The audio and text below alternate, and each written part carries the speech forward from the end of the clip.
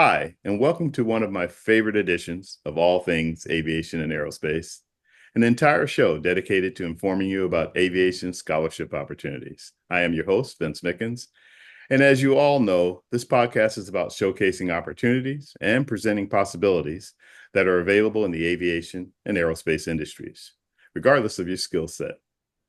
If you like being in and around aviation, well, there's something for all of you in our world of aviation. Of course, all things aviation and aerospace is available wherever you get your podcasts, as well as on YouTube, Facebook, and LinkedIn. I have two great guests from two great aviation associations, and between the two of them, they are going to cover everything from scholarships that will help you start in aviation or get your start in aviation to scholarships that will help you advance your career as an aviation professional. Joining me today is a dear friend and colleague from Women in Corporate Aviation, Tracie Carwile. Tracie is currently the CEO and Executive Director on the Board of Directors for Women in Corporate Aviation. And in addition to that and being a mom, her day job is being the Vice President, Global Sales and Inclusion for GGT Worldwise. Tracie, it's so nice to have you back. I believe the last time you were on was my annual Mother's Day special. That is correct. Pleasure to be back. It's great to have you. And then from one of the leading aviation organizations for familiarizing yourself with all aspects of aviation, in kind of a grassroots roots sort of way. As a matter of fact, some call its annual Air Venture Aviation Festival of sorts the Coachella of aviation events. We'll talk all about that in more detail a little later. Right now, I'd like to introduce Rebecca, or better known as Becca, Greskoviak. Becca is the Scholarship and Fund Stewardship Coordinator for the Experimental Aircraft Association, EAA Aviation Foundation. Now that I screwed all that up, Becca, welcome to the show. Thanks so much. Great to Glad be you here. could join us. Absolutely. So this is really great. I'm always talking. We were talking about a little bit in pre-show. I'm always talking to folks about the various opportunities for getting a scholarship, because the first thing I always hear is how expensive it is to fly or to learn to fly or to, get into aviation in certain respects. So it's kind of cool to be able to do this, and I do a couple of shows a year just specifically about scholarships. You guys have some great scholarship opportunities with both of your organizations, and so I'm really looking forward to us just kind of, you know, going through that and providing as much information as possible for our audience to move forward with possibilities for themselves, for their children, students, et cetera, and so forth. So, without further ado, let's go ahead and get started with that. And I'll start with you, Tracie. Women in Corporate Aviation. Not sure how many people actually know about the organization. So maybe we can just start out telling us a little bit about Women in Corporate Aviation and your involvement, and then we'll talk about some of your scholarship programs. Yes, thank you, thank you. We are 30 plus years strong, so we just celebrated our 30th year last year. So Wow. we've definitely been around for a little while, but to your point, yes, I think not as many know about us that we would like, especially because of the impact that we have had over the 30 years and being able to see that visibility within our members, and then as well as some of those members and scholarship winners even going on to work at some of those corporations that have also been longtime sponsors. It's been beautiful to see. We actually got our start as part of a spin-off of the Women in Aviation International conference, right? There were several pilots and members of that group that needed a little bit more focus. And as we know, for those of us that are working in the business and the corporate aviation side, there are a lot of different opportunities career-wise if you are not flying pilot-wise. So specifically, we have different regulations outside of commercial airlines for general aviation and private aviation, and being able to have a group that focuses on the professional development for our members in that space has been critical.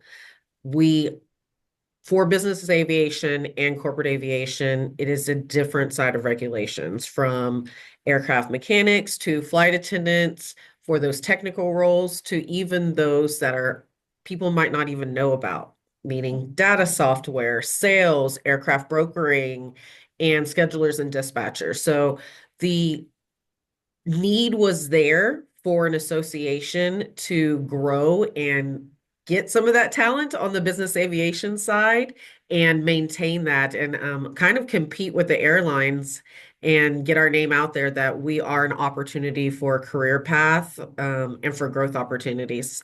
So that's what we provide to our members. That's where you can find us. And our main pillars are mentoring, networking, and scholarship. So I know we'll dive into those opportunities specifically as well. Yeah, I want to go back a little bit and explain fundamentals to those in our audience that may not be familiar with corporate aviation and business aviation. So we're basically talking about companies that use aircraft to fly for Absolutely. business purposes.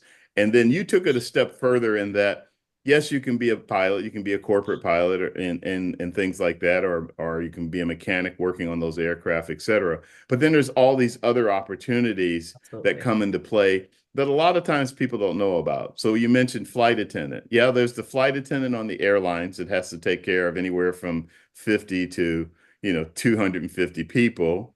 And then there's the corporate flight attendant that may only be responsible for one or two or three people on that corporate jet that's flying to wherever and that type of thing. So I just wanted to share that with our audience to kind of let them know that this is what you're talking about. And when you talk about, for example, you mentioned scheduling and dispatching, well, that's the people that actually schedule where the aircraft go and take care of what their needs are. You can probably explain that better than me about how that works. No, absolutely. That is a great example logistics wise. So immediately when you think about business and corporate aviation, what the first thing that comes to my mind is access and the opportunity, right?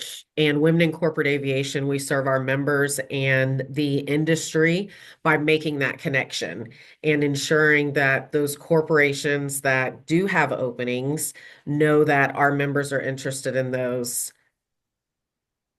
Yeah, absolutely.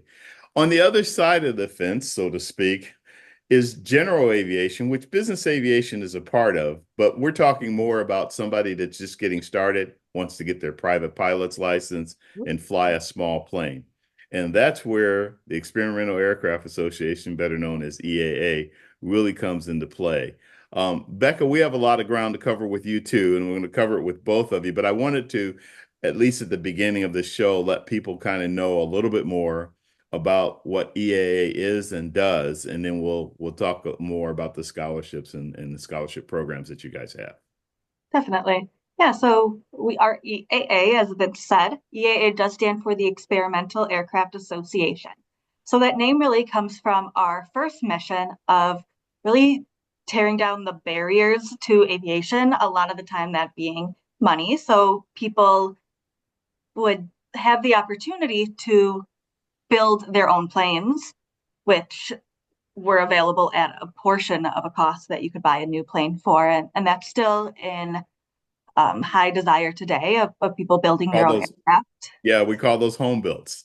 Yeah.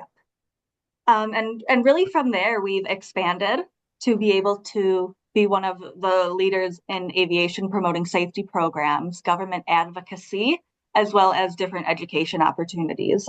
So we do have the scholarships, definitely, like Vince said, but we do also have opportunities for kids to get interested in aviation and the STEM world, really learn the basics of being a pilot, opportunities to come to our big air show in the summer, Air Venture, which happens at the last week of each July, where you can come and explore really any area of aviation that you would like, whether that is home built, whether that's military aircraft, and really just watch the show and be involved with the whole community there, It is as well. one big aviation festival. I'm not going to let you undercut it. It is one to really attend. And it does happen the last week of July, but the thing, and I've been to so many of them, so I can step on you a little bit and say, hey, let's talk about this air venture thing for a minute, because last year you guys had almost 700,000 people attend We did. in 7 days.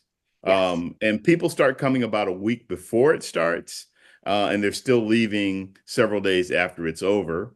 And one of the things that I know that I've witnessed and that are really great is that I mean, let's see, it's close to 5,000 aircraft that fly in for the show. If I'm not We're overstating, closer to 10 grand this year. Yep. I'm A sorry, whole lot. 10,000?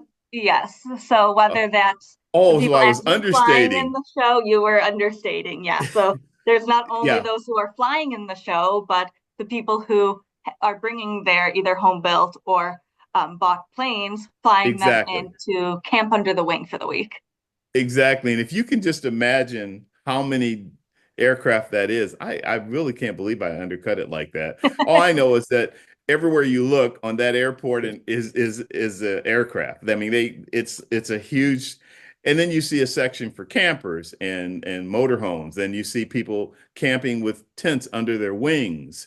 And all of that. And as you just mentioned, everything from the home built that somebody built in their garage to, uh, aircraft from World War I and two, Yep. and the other wars, and then all of the other things. What they call that, the what's that section called? I can't think of it right this second. But anyhow, it's and then there's all these forums and workshops and Mm-hmm. all of these different things going on. So if you want a taste of aviation out of a fire hose, then it's definitely the place to go. Um, Let me while we're on EAA and Air Venture and everything, because there are so many opportunities there. Why don't we start out by talking about first of all, talking about two of the areas that are probably that stand out in terms of scholarships, and one of those would be for flight training, and the other would be for what you call post-secondary. Why don't you tell us about those? Yep. So we do have the two main areas of scholarships. So the flight training, exactly what it sounds like. If you are looking to learn how to fly or to expand your flying skills, we do have those scholarships available. Around 35 we do give out per year. And those really do range from your private pilot license, if you wanted to learn how to teach and become a certified flight instructor, if you're looking to fly corporate, if you're looking to fly commercial, all of those ratings do count within that flight training portion. And then the post-secondary portion that we do have, similar numbers around 30, 35 we give out per year. And those are for either your college programs, for tech schools, anything like that. So your commercial aviation bachelor's degrees, your business corporate aviation, A&P license to be able to work on planes. So all of that would get lumped into that category as well. Yeah, aircraft and power plant. So this is something I can talk with both of you about, because both of you are providing scholarships that can forward somebody's career possibilities. Absolutely. Whether it's introducing them and moving them forward in their career, like you just said, whether it's an A&P or other types of things with flight training, or on your side of it, Tracie, the aviation professional, and things like for being a flight attendant, or you have maintenance. Well, you tell us about. So why don't you tell us about a few of yours, Tracie, rather than me reading it? No, that's perfect. One of the things that I wanted to highlight, because there are so many different opportunities, even within the different scholarship programs, we want to make it as best as possible, but we usually partner with a corporate entity, right? And we've learned that leadership means a lot of things, right? So yes, if it's advanced type rating, you can use it for flight hours, but you can also use it for other things, right? So if you're not flying, and say that you are maintenance professional and you don't need it for class, but you need a set of tools, right? It's really important to look at what you need and the different scholarship opportunities, and think holistically about what your actual needs are, maybe not even just for right now, but in the future. Being women in corporate aviation and membership driven, and we are small, the expectation is that that money is going to make a big impact for you, right? So what we like to do is make sure one that you're a member, so that's really important. For student memberships, it's only $25. And if there is a student that's in need, we do have additional volunteer donations. So please always reach out to us. So you do have to be a member to have access and be able to apply for our scholarships, and it's a $50 if you're a non-student. So I do like to just mention that. So it's a low cost investment. And then as well, because we do know that these monies and often donations are really life changing, what I want you to think about is when you're looking at your time and your schedule, especially for those that are starting out or still in high school, going to the collegiate level, where are you spending your time? Not just studying, but those extracurricular activities, because the monies that you are asking for and applying for the scholarship, because it is impactful and because a lot of times that is donating, if we just hear from you for the first time just to apply for the scholarship, we want you to be engaged. We want you to make connections with us. So it is something that I want those that are starting out to think about. A lot of times people are saying they're applying for a lot of scholarships out there. One of the things that we do hear back in feedback is engagement, right? The more people you know, the stronger that you have relationships with us also impacts the other parts of your application, like the essay portion and what you choose to put on there and your engagement with us. And that can strengthen your essay even more or in line with maybe some of the other requirements. So I do want to just talk about that, especially for those that are maybe just thinking about applying for scholarships or don't know which ones they should apply for because there are a lot out there.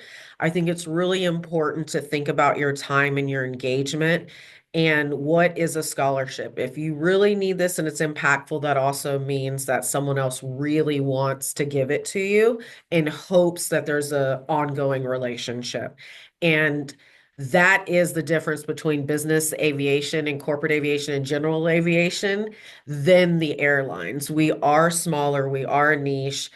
It's not likely that you're going to hear you're just a number, and that is kind of a good and a bad thing, right? So those are some things to keep in mind on the corporate side. Yeah, you're bringing up some excellent points, and it's when you talk about engagement and networking, that's one of the huge values of an organization like Women in Corporate Aviation, EAA, and some of the other alphabets that are out there. Is that ability to engage, which I think is a very appropriate word. It's also very important because we are a relatively small industry in that respect. And even on the airline side, it's not that much bigger, but corporate aviation is a smaller side.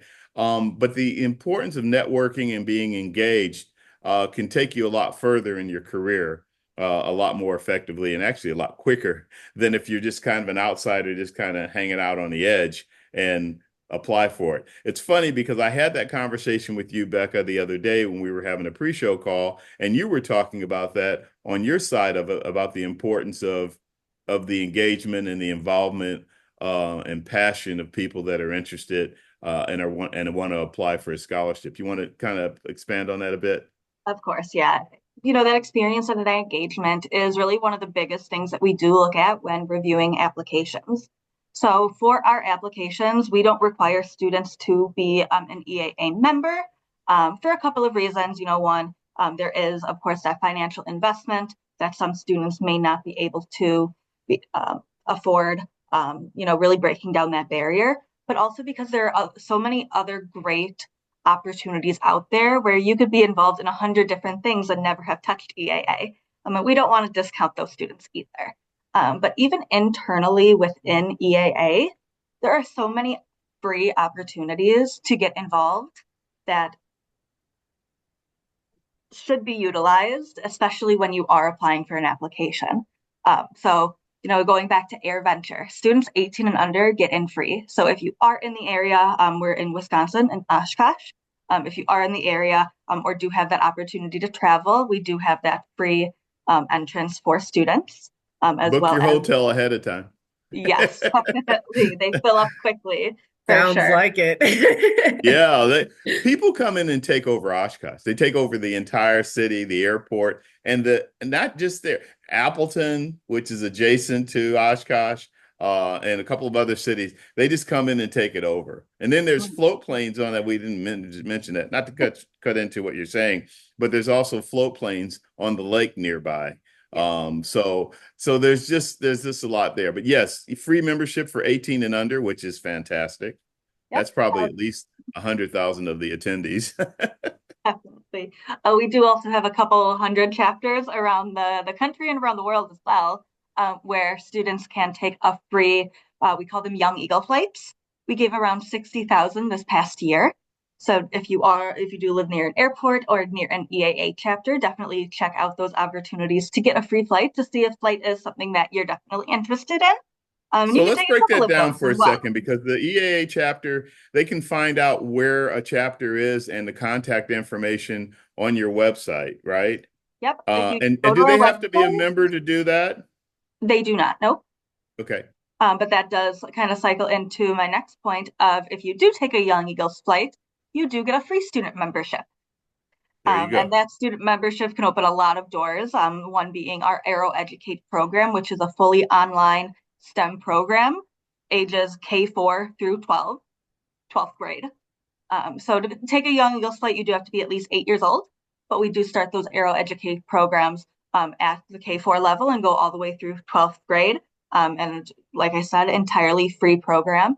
Has a lot of great lessons in there that teach you not only the basics of flying, but also for different STEM activities, physics, learning, um, you know, sheet metal, welding, those basics as well are included in those lesson plans. Yeah, that's fantastic.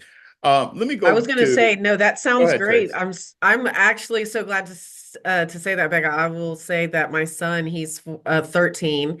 Well, he did his Young Eagles flight last year, and we had been signed up for a while. So even if you're not ready, I know she said the 8-year age limit, but you can still sign up for your local chapter or a couple local chapters and just be on the email list to even stay up to date without even signing up or any commitment needed. And then when it came around to us being available, we were able to take the flight and he loved it. But I did not realize as well that he had access to that online information. So Aero even Educate. Yeah. myself, and I know I get the EAA emails as well. So I need to make sure I go in there and absolutely sign up. So I really appreciate that. Of So course. one of Yeah. the And things that Invaluable. It's invaluable.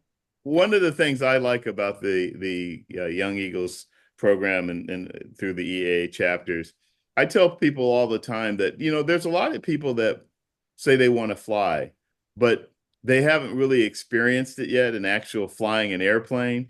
And sometimes they fall in love with it. Many times they do, and there's sometimes they go, "Oh, so that's what this is about." Okay, I'm one good. of the biggest feedback we get from that program, students love it because the pilot lets them take over the reins of actually flying the airplane. So for a couple Exactly. seconds, they do get to actually fly an airplane on their own. Yeah, and then they find out if they really love it or not. And Yep. my point about that is, and I like to emphasize this in aviation. You touched on it a little bit earlier, Tracie, and that is whatever your skill set is, it's applicable. So you don't have Yes. to be a pilot. Yes, it's great to be a pilot. I've been a pilot all my life, well, most of it. But you don't have to be a pilot.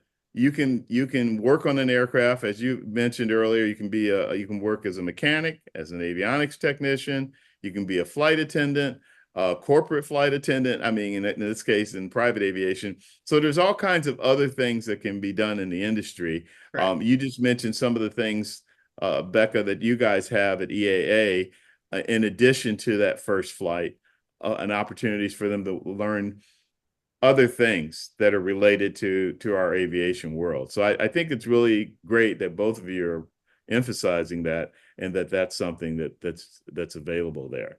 I wanted to get down to some nitty gritty, and I'll Yep. go to you first, Tracie, on scholarships. Tell us a little bit, first of all, about the scholarships like EJM and Solaris, et cetera, and what those are specifically. Absolutely. So we have two scholarships rounds. This is the spring. So we do have a fall round, which is amazing. So, in partnership with EJM, we're offering an advanced leadership scholarship, and it does have some requirements on there. So, if you're within your career and looking to level up, there are the scholarships will put those requirements on there, right? Women in corporate aviation, while we do support those entering the workforce, we are a great resource for those that are in aviation already, either looking to transition or enhance their skills. Like Becca said, there's no such thing as people that stop learning in aviation, right? Continuous education and professional development, right? And some of those specific things, leaderships, is the NBAA CAM, the Certified Aviation Management Program. Taking that program is they have a 6-month course that you can do leading up to it, and that's certification, as well as attending the leadership conference and some other specific items. And if they're not listed, we do have the option. So it's really about identifying what you're looking for. And if it doesn't fit in that scholarship, this one particularly does allow for another leadership. For example, last year we had someone for the first time say, I would like to go to a leadership program that was sponsored by Kellogg, and it is another corporate company. It did not have to do with aviation, it had to do with leadership. And that course was within the $2,500. So they asked us specifically based on the requirements, because it's a little bit open to leadership, that person took it upon themselves to even reach out and ask longstanding member, would this be covered? And for the first time, we said we were able to send someone to a leadership opportunity that specifically helped them where they were needing. It was someone that was a mid-management and was looking to go to that next level at an executive level. So the opportunities are great, and we would not be able to do that without EJM and their focus and understanding, especially in the midpoint and when women start having careers and family planning. So it's not just women, that those transitions happen, and a lot of time it comes into play on that leadership journey. So we do have a section specifically for leadership and advanced scholarships in this round. We do have these these two, but that is not always for specifically advanced rating. The one for our partnership with Netflix as well, you already have to have your private pilot's license. And that's really to help keep those in the industry there, regardless of if it's And pilot or moving forward. maintenance. Exactly. Whatever that professional development opportunity looks like for you. For the Solaris one specifically, it is pilot specific, right? So if you're looking to get your ATP or become a multi-engine pilot specifically, you need to look at the actual offering to see if that's exactly where your best opportunity lies, right? We do have one that if you're not at advanced rating, the Women in Corporate Aviation Netflix scholarship, right? You're able to do that for schedulers and dispatchers, for maintenance professionals, for those maybe if you're looking to go to AirVenture and you're over 18, right? So those other opportunities, that's something that I like that's different about Women in Corporate Aviation based on our sponsorship with that corporate partner. They're able to kind of identify where they would like to make an impact in this specific scholarship round. So we definitely want to thank Solaris, EJM, Netflix, all of our sponsors specifically for this scholarship round. And then we have some that for if you're new, for completely starting out. And I know it's all the way at the bottom, so I don't want to miss it, but the professional development one, Mr. Scott Arnold is a long time partner of Women in Corporate Aviations and SA Jet Solutions. They have a course called the Professional You, and they offer it to us twice a year for each round, and it never fails. 1, 2, 3 years later, each person that wins continuously comes back and says, by the way, this is why this course changed and helped me and how I was applied. So I always want to shout that out, that we all can use some professional development work introspectively and to also to look at that one as well. Yeah, that's great what you've just provided. I wanted to also, while we have you, talk about your flight attendant scholarships. And I think one of the things I want to emphasize about being a corporate flight attendant, because I've been to several of the training sessions as an observer. I've been to the Da Vinci In-Flight Training Institute down in Florida. And one of the things, even for me, having been on aircraft for a long time, both as a pilot and a passenger, I'm I think it's understated how specialized being a corporate flight attendant is, because there's a lot more to it when you're dealing with high net worth people or celebrities or whatever the case may be, or families that are very wealthy and that type of thing. There's some things that you really have to be on top of in terms of the service you provide, the catering on the aircraft, specific to their desires and needs, and all of those kind of things. I think these opportunities for training, whether you're currently one or whether you want to be one, really come into play. I think it's vital, absolutely.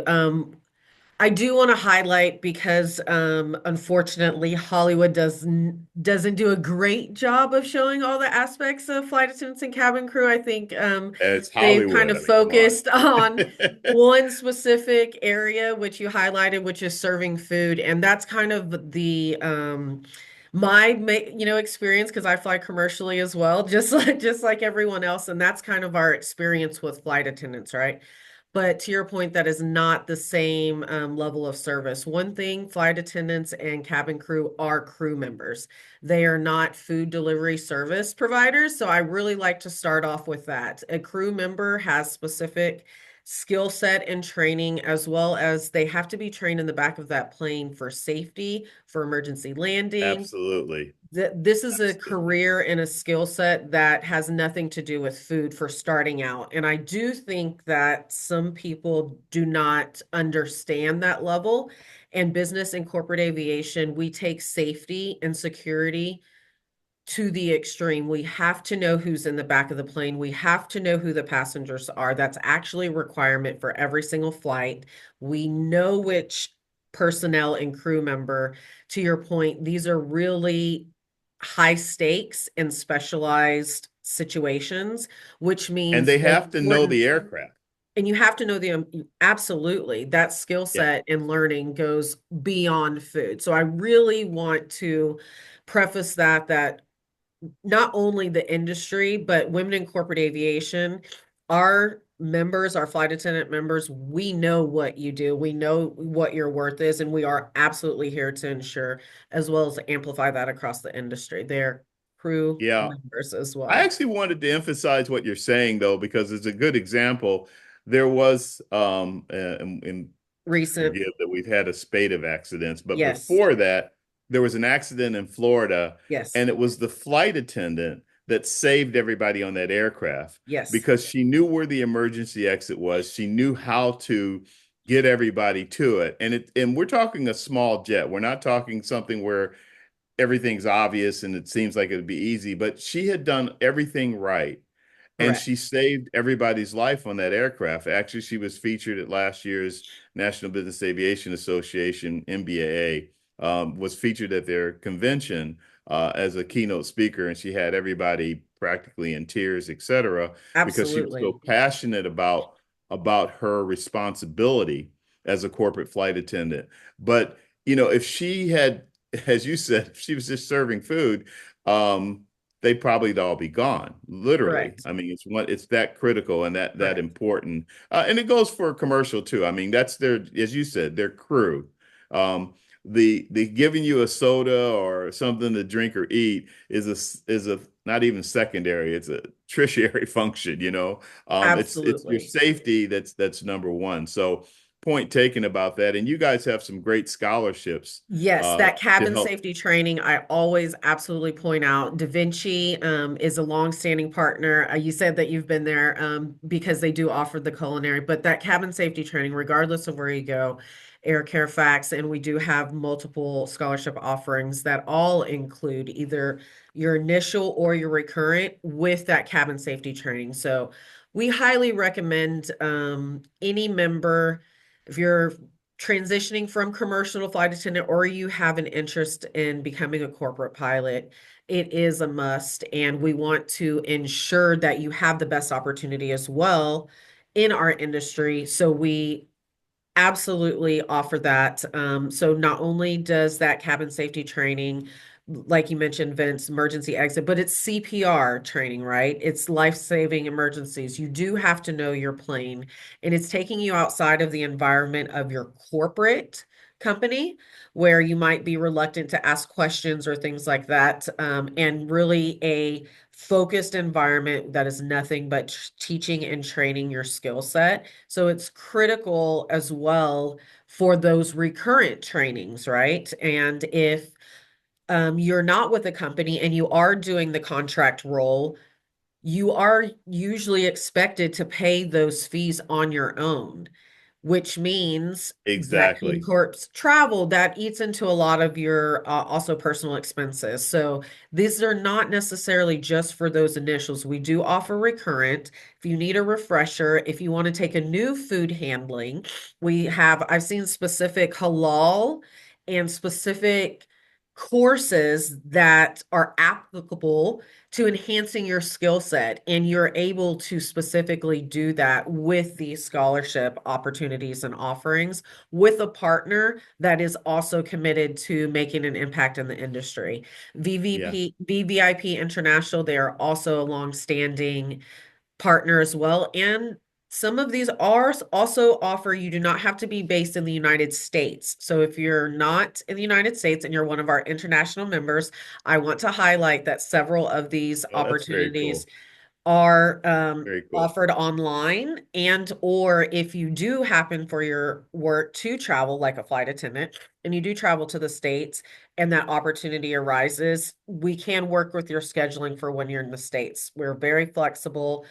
We just ask that your scholarship be used within the year, and those are kind of the fine print items as you go to apply for some of these scholarships that are listed on the page. But we give you a full 12 months. Yeah, one of the things you just mentioned too that's really cool.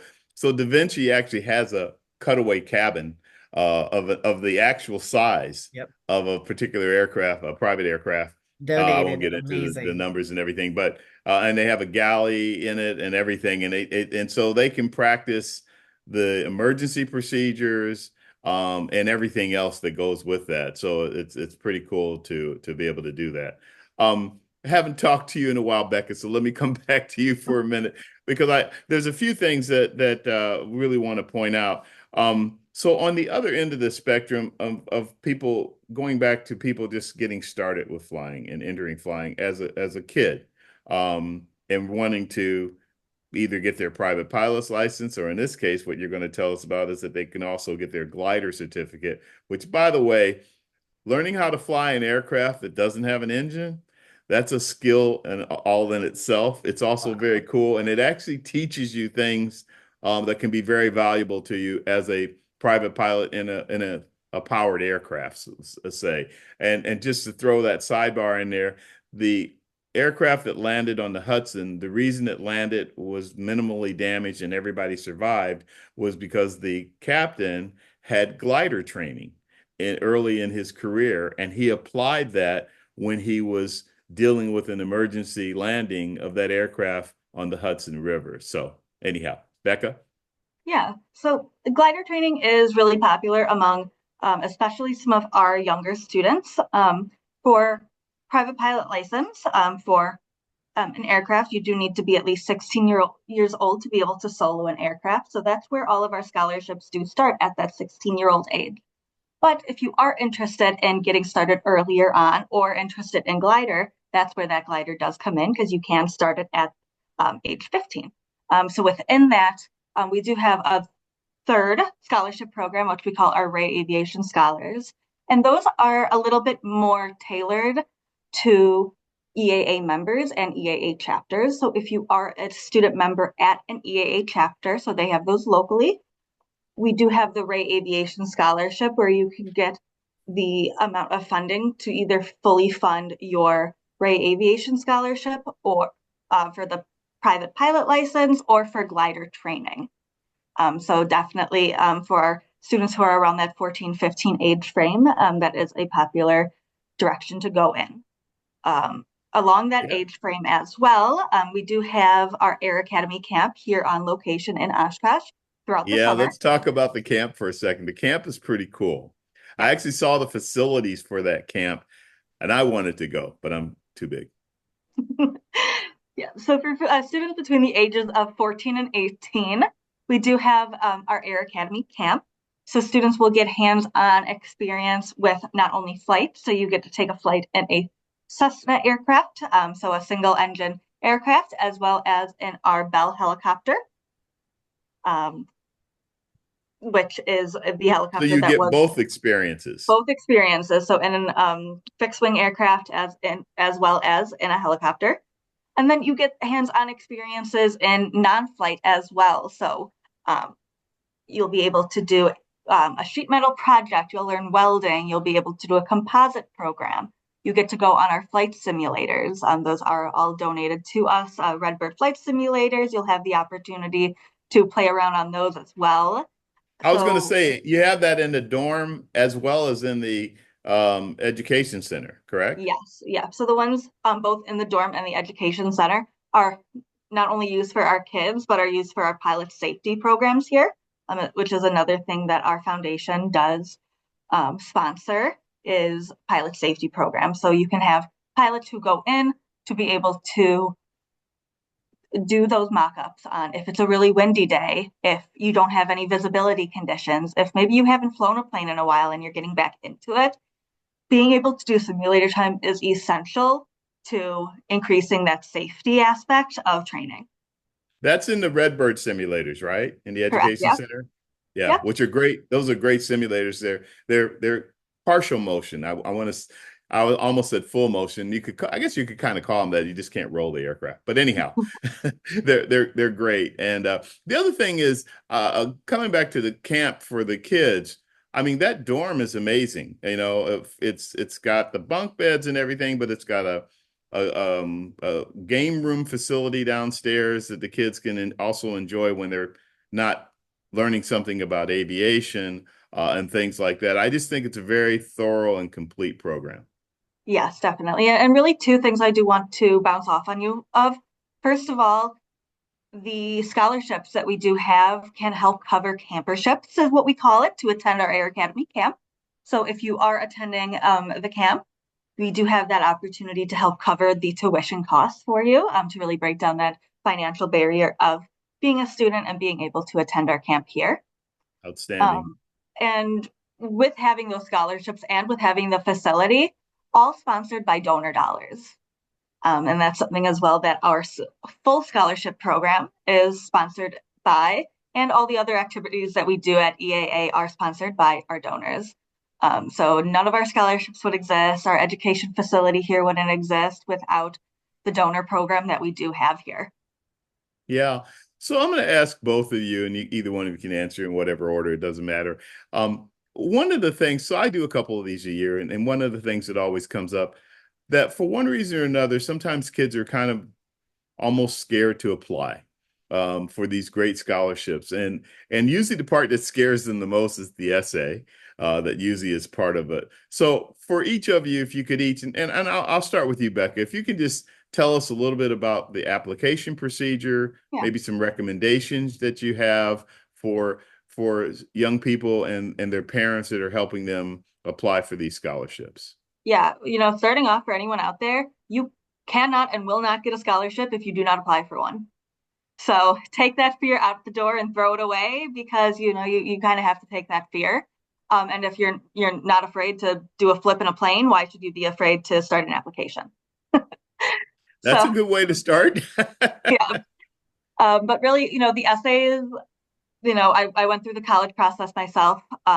Sometimes they had you write really long, detailed essays that had to be perfect, and that's not what we're looking for. We have 4 short application prompts. Only a couple sentences each are needed to be able to write those prompts. But we're not looking for the best writing we've ever seen. We are looking for your excitement and your passion and your motivation towards aviation. one thing when I was talking to Vince earlier last week, I was like, we can tell if it's not written by you. So if you have a parent or older friend write it for you, we can tell. We can tell if you're using AI to write it because it's too perfect. And we're looking for you. We're looking for your personality, and we're looking for that passion. So while we do have a lot of applicants who come through each year, the top ones definitely get shine to the top just based on the heart that we see come in through their application and their essays. Yeah, I think that's a really great point. And it is the passion. And when I tell people that are interested or their kids are interested, I said, hey, just be yourself and talk about why you're so interested or why you love aviation.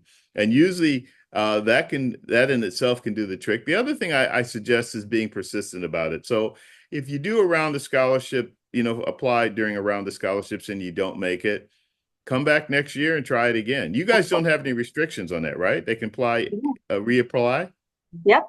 Yeah, even if you do win a scholarship one year and you need it for an advanced rating or for your second year of college, you can definitely reapply. If you didn't get it the first year, definitely reapply and reach out to us. We can help refine your application and give you some suggestions on how to, bolster you for the next year. And I know that both me and Tracie covered it in the beginning of the call, but one of the biggest things we look for is experience and involvement. So if you didn't get a scholarship and you apply for one, join some clubs, take some flights through our Young Eagles program, volunteer at an airport, attend air shows, build an RC plane, anything, it doesn't have to be you don't have to go out and buy your own plane for us to see that you're interested in aviation. There's so many other activities out there, so many great organizations, and there's some place that everyone can fit in. Absolutely. Tracie, you want to chime in there? The one thing first that came to my mind for young students, and I'm always trying to push my son, who we just yesterday we went to course enrollment for high school. So countdown is on the way. But I'm always trying to encourage him to think about those different ways that your personality specifically can shine and what is unique to you that you like to do. One of the things that for aviation, the gap that we know is access, right? And a lot of schools don't have either their school program or the students or their counselors aren't even aware of EAA or the opportunities. So the first thing that I would think of as I was a young student is how can I share this with my school and then tell EAA how I shared that, right? I would love to that to be one of those ways that the message continues to get out there, seeing students kind of bring the messaging and the offering and the opportunities back into their own school and use that, as part of their essay and engagement as well. So, there's tons, like you said, tons of opportunities and heart and get creative. So it's not just when you're starting out as well. For scholarships specifically, there is no skill or opportunity that's wasted from applying at all, right? If you think about what you have to do to apply for a scholarship, it's only a benefit. And if you can change your perspective of what your outcome is every single time, you're able to write about yourself, to highlight your skills and accomplishments, to speak to your peers and maybe mentors or sponsors to get letters of recommendations and be able to articulate your needs and wants and your future expectations. Again, there is no downside of that, even if you do not win the scholarship. So that's something that I also want to just highlight. Yes, it's about doing your work ahead of time and being engaged and getting the free resources. WCA specifically, we have our own YouTube channel. And every single summer we have a Sweet 16 summer series. And every single year we do an updated scholarship YouTube video. And I can tell immediately if someone just didn't even watch the video at all, regardless of if they read the expectations, because we've taken the opportunity to put those resources in place to better help you, like Becca said, and refine that process so we can offer the scholarship to more people. Maybe you've never applied for a scholarship before, so those free resources that are out there that we offer, please take advantage of that, even if it's reaching out to Becca or looking at our YouTube, because that's where we're trying to widen that access and level the playing field to highlight what we've seen in the past of mistakes or things that are left off, or letters of recommendation specifically. They need to be new, they need to be relevant, they need to be specific to the scholarship that you're applying for. My organization and our organization that we're talking about is Women in Corporate Aviation. We have and do, and this past round in the fall, receive 3 scholarships out of, I think it was like almost 400. And 3 of those, the letters of recommendation sent were not for our organization. So you can tell that someone just kind of copy and pasted and just smacked on and used a letter of recommendation for someone else. That's where the engagement piece comes in. That's where the integrity comes in. That's where being an actual, a member or not being a member in EAA specifically. But I really challenge you to look at what the scholarship requires, what those free resources are as well, but maybe change your perspective as well. What can you get out of this opportunity for applying for the scholarship overall as well? Nothing's Yeah. wasted. So I'm going to ask you guys a couple of sidebar questions. I'll start with you, Tracie. Tracie, how did you get involved in Women in Corporate Aviation? I know you were involved with Women in Aviation International before. Tell us about a little bit about your path. So my path is very unique. I'll keep it short. I was actually in nursing school working in a pediatric emergency room while going to, working as my way through college. And my friend called me and said, "Hey, remember that favor you owe me?" Um, and again, longtime friend. She had been working for on and off for like 10 years as she was getting her degree working at the front desk of Universal Weather and Aviation, a logistics company that supports business aviation flights, so schedulers and logistics. And she's like, "Oh, I got the dream, the call of my life, my dream job, but I have to start in a week. And if you're a professional and you're growing your career, you need to give your 2 weeks. That's what you do. However, when you're working a temporary role, sometimes the rules are a little bit more flex, but because she's a professional and she had been working with the company for a long time, she called in her favor. And just so happens when I started, it was during a time the company was going through an organizational shift.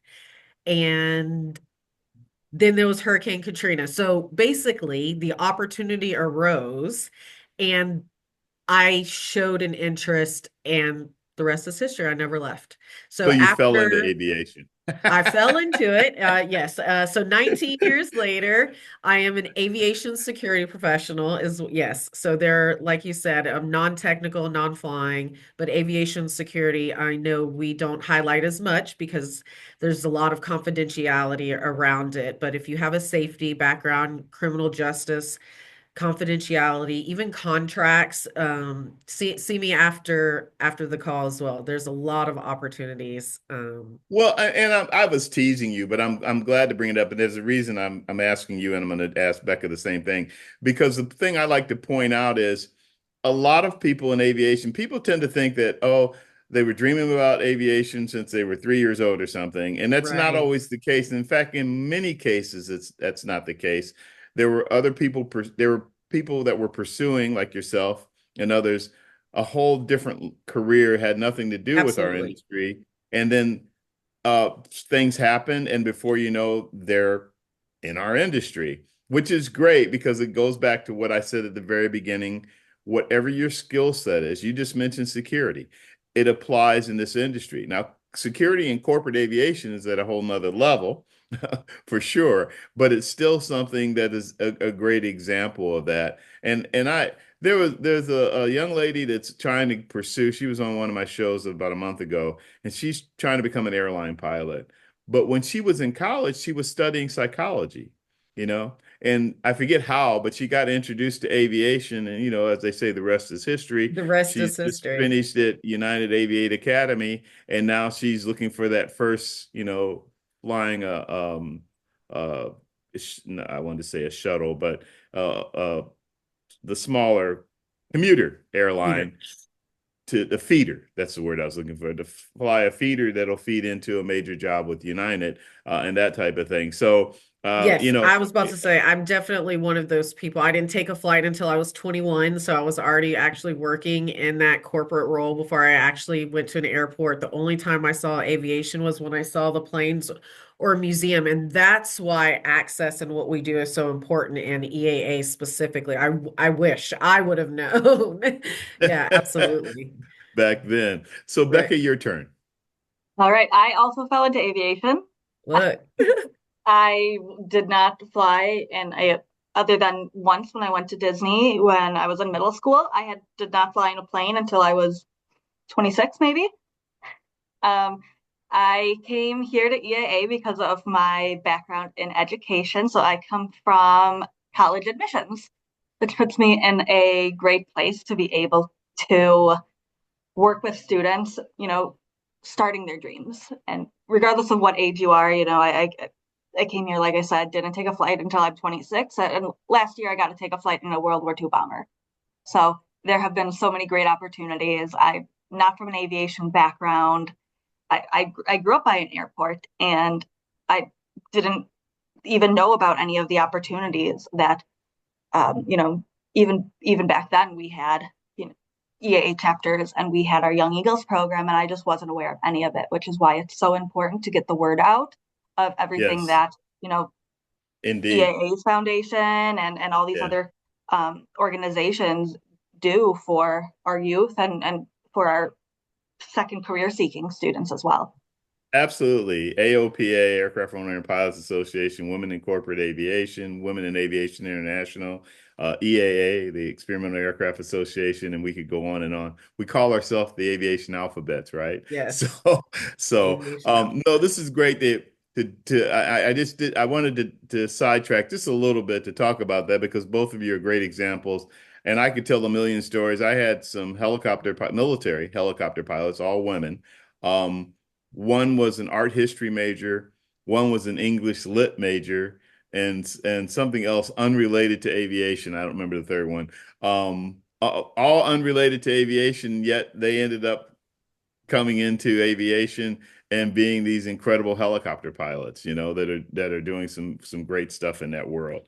And As we even if kind you're of not, or if you're a graphic designer or a journalist or media, and right, that's the beautiful part about the corporate. There is a corporate organization more than likely that also either has a flight department or doing that. Flight absolutely. nurses, medical flights. We have flight doctors and flight nurses specifically.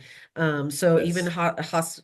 on that side, the access, the opportunities are endless. So Yeah. take If you're a advantage. designer, you can do aircraft interiors. Mhm. Somebody has to know what kind of material and what the design should possibly look like and all of those things. And we could go on and on with that. As we kind of wrap up here, I wanted to kind of recap what you guys have and also how people can get in touch with you to find out or get in touch with your organization to find out more about the scholarship opportunities. So I'll start with you, Becca. If you want to just kind of recap the different scholarships that you have, and then how people can get in touch. Of course. Yeah. So here at the EAA Aviation Foundation, we do have all donor-based scholarships in flight training for private pilot license and advanced ratings.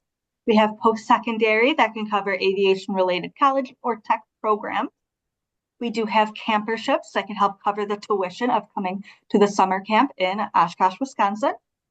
And we do have our race scholarships that do focus on the chapters that we do have around the country here.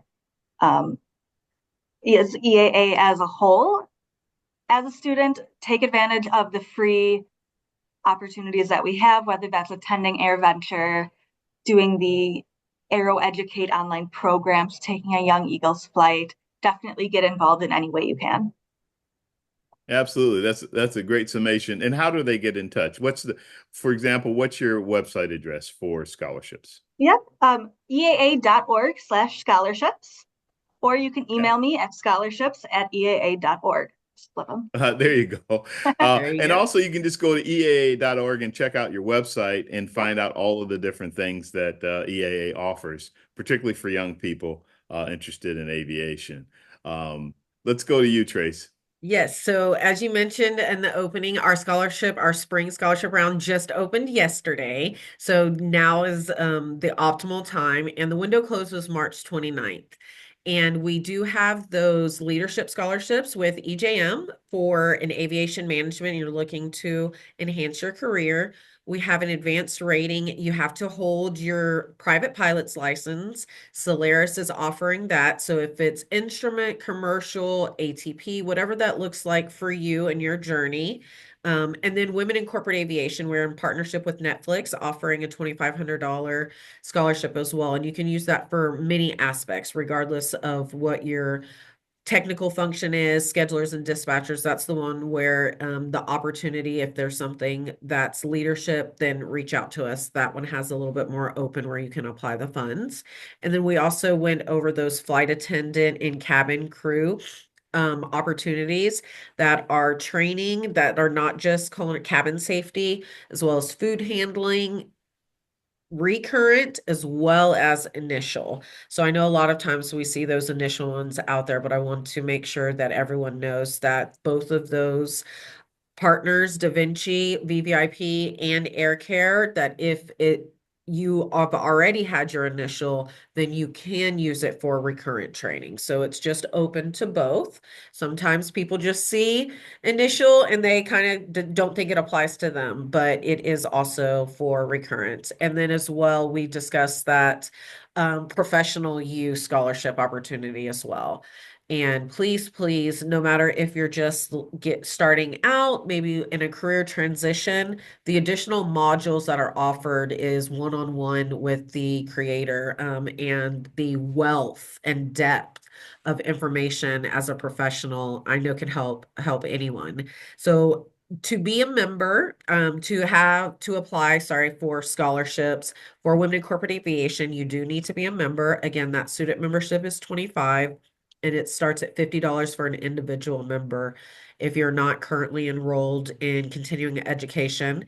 And again, we do have additional donor memberships. So if that cost is prohibitive for you, please reach out to me directly. We do have a specific scholarship chair. His name is Jim Huntoon, and he has been literally amazing helping us with everything scholarships. And under his guidance, we have a completely great electronic, easy system where you can upload your information, see all the rules for every single specific scholarship. You can see the report card that it's graded against and the weighted average for the Wow. specific requirements. So even before you think about uploading a document, we've really tried to make it as clear as possible so everyone has the best opportunity. This isn't a I got you. This is we really want to connect and offer you, our members, the next stage that you need assistance in your career, wherever that is. And our corporate partners and donors are right there along that journey and are willing to help us. So we couldn't do anything without them. Yeah, and your website address again is? Yes, so it's WCA-INTL.org. So Women in Corporate Aviation, that hash, and it's short for international, because again, we do have members, I believe it's on 40 different countries, and some of our scholarships are open to our international members. So definitely read the fine print. Gotcha. And Becca, so there's some deadlines coming up. Your flight training I see is February 28th, where you Yeah, February 28th, both for the flight training and post-secondary and scholarships. post-secondary. And then does it, I guess it varies for your Air Academy camperships. Yeah, so Air Academy is already filled up for this Right, summer. right, right. But if you are going to be attending in a future year, we do have those camperships open every year. But if you are in the Air Academy camp for the summer and are looking for some funding, we do have those available through the end of April. All right. So one Amazing. of the things I do as I wrap up the show is I like to do an around the room. So our room is small today, just three of us. So I'll start with you, Becca, and just anything you'd like to say as you wrap things up, or any comments you'd like to make. Yeah, really, I just want to end it with a big thank you to you, Vince, for hosting us today and helping us get the word out about all the different opportunities that we have. And also a shout out to our donors, because we couldn't do any of this without you. We wouldn't be able to have any of the scholarships or educational programs, or even the safety programs that we do have here without them. Absolutely a key component, the support, the donors. Absolutely. But you guys have a great program. I know I sound like I'm a little biased about it, but gosh, I love your air venture. It's just a fantastic program. I wish everybody knew about it and you guys had 1.4 million instead of just 700,000. But anyhow, it's great Growing, don't stuff. worry. And the chapters that you guys have around the country, et cetera. You have great opportunities for young people to really get immersed in aviation, and I think that's fantastic. How about you, Tracie? Oh man, I echo everything. Thank you, Vince. Absolutely. And to our donors. And you're never too old to apply for a scholarship. It I think people as they go there might be stigma around it, but it is an opportunity. You're saying something, you're using your voice. You're also showing either your organization or that association that you do want something, right? And sometimes it's a little bit easier than voicing and saying that right out, either the professional development opportunity or what that looks like. But you have to know what you want and how to ask for it. And this is a great opportunity to get that practice as applying for scholarships, as Becca said, asking for feedback and being able to take that feedback and apply it and engage and keep trying if you don't win the first time. Absolutely. Well, ladies, I really appreciate both of you taking the time to be on the show.